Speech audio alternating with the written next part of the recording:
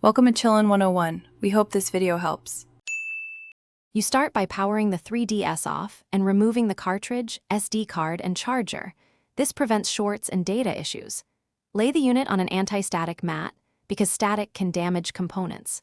Next, remove the 4 back screws with the correct tri-wing driver, then pry the rear shell gently using a plastic tool.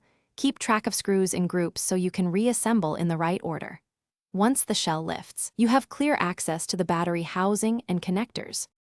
Once the shell is off, locate the battery and study its connector. You want to disconnect the plug straight out, not at an angle, to avoid bending pins. If adhesive holds the battery, ease it up slowly using an opening pick. Heat the area slightly if needed to soften glue, but avoid high temperatures. After removal, compare the old battery to the replacement to confirm voltage and size. This prevents fit and compatibility errors once you reconnect the new unit. Install the new battery in the exact orientation the old one came out.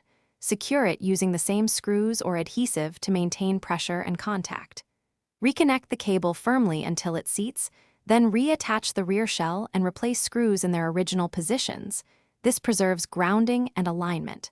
Power the console on, then charge for at least 30 minutes to verify operation.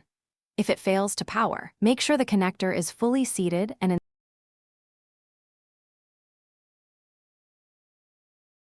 Thanks for watching. Consider subscribing if we helped you.